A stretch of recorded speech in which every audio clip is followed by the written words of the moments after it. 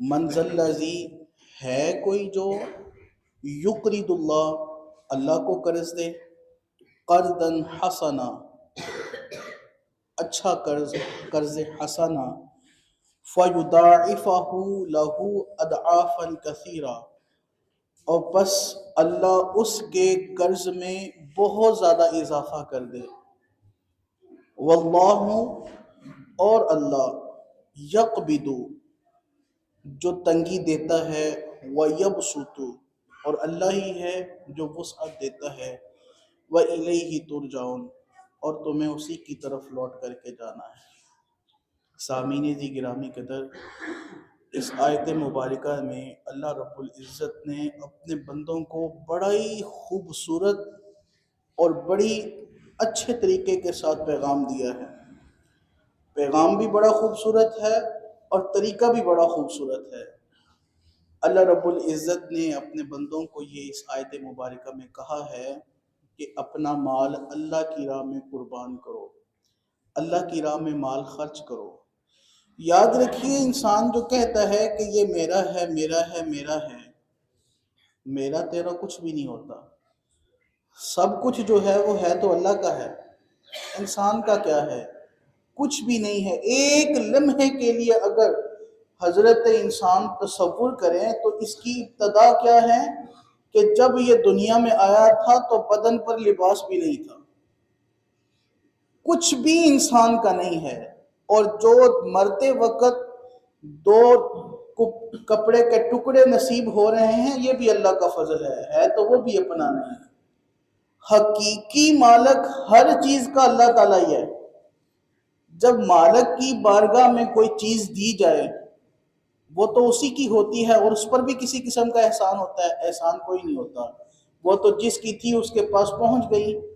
اللہ کا دیا ہوا مال اللہ کی بارگاہ میں خرچ کر دیا، اللہ کا دیا ہوا تھا، اللہ کی بارگاہ میں پہنچ گیا، صدقہ و خیرات کر دیا، تو اس پہ بھی کوئی جناب کوئی تفاخر ہو، لیکن اللہ نے انداز بڑا خوبصورت بیان فرمایا کہ ہے تو سارا میرا، لیکن جو پھر بھی میری بارگاہ میں خیرات اور صدقہ کرتا ہے، میرے بندوں کو دیتا ہے، فرمایا اس کی مثال ایسے ہی ہے جیسے اس نے قرض حسنہ دیا۔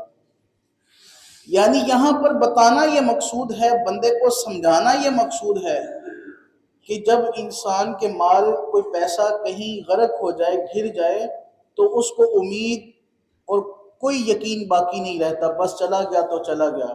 لیکن جو پیسے کسی کو دیے ہوئے ہوں، کسی کو قرض کے طور پر دیے ہوئے ہوں، انسان کو امید اور یقین ہوتا ہے میرا یہ تو واپس ہونا۔ تو اللہ پاک نے بھی یہاں پر یہ طریقہ اختیار فرمایا یہ نہ سمجھنا اللہ کی راہ میں خرچ کیا تو بس بات ختم ہو گئی، فرمایا یہ تو قرض حسنہ ہے، اور یہ وہ قرض ہے جو تم اللہ کو دیتے ہو۔ پھر بڑا ہی پیارا بیان ہے، فرمایا فَيُضَاعِفَهُ لَهُ أَضْعَافًا كَثِيرًا، فرمایا اللہ چاہے تو تمہارے قرض کو بہت زیادہ بڑھا دے۔ حد کوئی نہیں بیان کی، لیول کوئی نہیں یہاں پہ بتایا کہ اتنا ہوگا، اتنا ہوگا، اتنا ہوگا، فرمایا اللہ چاہے گا تو بہت زیادہ بڑھا دے گا۔ اب اللہ کے بہت زیادہ کا کسی کو کیا ادراک کہ اللہ کتنا بڑھائے گا؟ ہاں کچھ نہ کچھ ادراک کر لیتے ہیں کہ اللہ کریم فرماتا ہے کوئی مجھے دے تو میں 10 گنا بھی دیتا ہوں، پھر فرمایا کوئی مجھے دے تو میں 700 گنا بھی بڑھا دیتا ہوں، اور پھر فرمایا اگر کوئی مجھے دے تو میں لاکھوں میں بھی بڑھا دیتا ہوں۔ یہ تو اللہ کی رحمت کا کون اندازہ کرے، کون اس بات کا ادراک کرے کہ اللہ کتنا بڑھائے گا؟ تم صدق دل سے اللہ کی بارگاہ میں صدقہ و خیرات کرو، اللہ کے بندوں پر خرچ کرو، پھر اللہ رب العزت اس قرض میں اضافہ فرما دے گا، اور اتنا اضافہ فرمائے گا جتنا میرے رب کی رحمت ہے۔ کسی کو اس میں ادراک کرنے کی ضرورت ہی نہیں ہے، کوئی اپنی سوچ کے تانے بانے بننے کی ضرورت ہی نہیں ہے۔ صدق دل کے ساتھ، اخلاص کے ساتھ، نیت کے ساتھ اللہ کی بارگاہ میں خرچ کرو، پھر مالک ہی ہے، مالک جتنا مرضی بڑھا دے اس میں۔ پھر اللہ رب العزت نے آگے ارشاد فرمایا، بات 2 لفظوں میں ہے لیکن سمجھنے والے اگر سمجھ جائیں تو بات پوری ہو جاتی ہے۔ فرمایا مال تم سمجھتے ہو کہ مال دے دیا تو کم ہو گیا، فرمایا دینے سے کم نہیں ہوتا۔ کیوں؟ فرمایا واللہ، اور اللہ ہے، یقبض، جو تنگی دیتا ہے۔ مال دینے سے تنگ نہیں ہوتا، مال اللہ تنگ کرے تو تنگ ہوتا ہے۔ پھر وہ فرمایا وَيَبْسُطُ، سنو سنو وہ اللہ ہی ہے جو مال میں وسعت دیتا ہے، تنگی بھی اللہ دیتا ہے، وسعت بھی اللہ دیتا ہے، لیکن وسعت دینے کے فارمولے بھی بتا دیے، اور فرمایا یہ بھی تنگ کب مال ہوگا، فرمایا جب بندے کو میں نے مال دیا اور اس نے یتیموں مسکینوں فقیروں پر خرچ کیا، فرمایا اللہ اس کے رزق میں اضافہ فرماتا رہتا ہے۔ جب اس نے اللہ کے بندوں کو دینے سے ہاتھ روکا، میرے محبوب صلی اللہ علیہ وسلم فرماتے ہیں پھر اللہ بھی دینے سے ہاتھ روک لیتا ہے، پھر اللہ بھی اس بندے کو نہیں دیتا۔ آپ سروے کر لیجئے، آپ دیکھ لیجئے، جو لوگوں کو دیتے ہیں، جو اللہ کے بندوں میں بانٹتے ہیں، جو بھوکوں کو کھانا کھلاتے ہیں، جو لوگوں کا خیال رکھتے ہیں، جو اوروں کے دکھ اور درد کا مداوع کرتے ہیں، اللہ ان کے رزق میں کمی آنے ہی نہیں دیتا۔ اور جو بچا بچا کر کے رکھتے ہیں، سینکڑوں مثالیں ہیں ایسے، آپ دیکھ لیجئے، سینکڑوں مثالیں ایسے جو اپنے لیے بچا بچا کر رکھتے ہیں، کچھ بھی نہیں بچتا، وہ سارا مال جمع پونجی جمع کر کے وہ دنیا سے چلے جاتے ہیں، ان کے کسی کام میں نہیں آتا، کام اسی کے آتا ہے جو اللہ کی راہ میں خرچ کر جاتا ہے۔ مال تین طرح کے ہے، فرمایا ایک وہ جو کھایا پیا پہنا وہ سیدھا کر دیا، ایک وہ جو جناب مرا مرنے کے بعد چھوڑ دیا، ایک وہ جو زندہ تھا زندگی اللہ نے دی تھی، زندہ ہوتے ہوئے اللہ کی راہ میں خرچ کر دیا۔ فرمایا جو پہنا کھایا پیا وہ تو بوسیدہ کر دیا، وہ تو غرق ہو گیا، اور جو چھوڑ کر گیا وہ تو اس کا ہے ہی نہیں، وہ تو اس کے پچھلے والوں کا ہے۔ اصل میں مال اس کے پاس کون سا بچا؟ جو اپنی زندگی میں اللہ کی راہ میں خیرات کر گیا، جو اللہ کی راہ میں بانٹ گیا۔ بچا تو وہ انسان کہتا ہے کہ نہیں جو چھوڑ دیا وہ بچ گیا، وہ تھوڑی بچا، وہ اس کے لیے تو نہیں ہے، وہ تو اس کے ورثاء کے لیے ہیں۔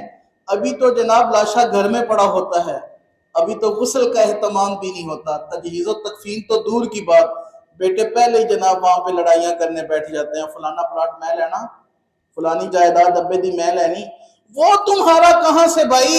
وہ تو جو پیچھے چھوڑ گئے وہ تو ان کا ہے، اور جو پہنا کھایا پیا وہ تو بوسیدہ ہو گیا۔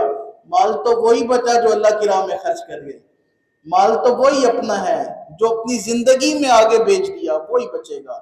تو میرے عزیز میرے دوست فرمائے واللہ یقبض، اور وہی اللہ ہے جو تنگی دیتا ہے، وَيَبْسُطُ، اور وہی اللہ ہے جو اضافہ دیتا ہے، جو وسعت دیتا ہے، وَإِلَيْهِ تُرْجَعُونَ، اور تم کو اسی کی طرف لوٹ کر کے جانا ہے۔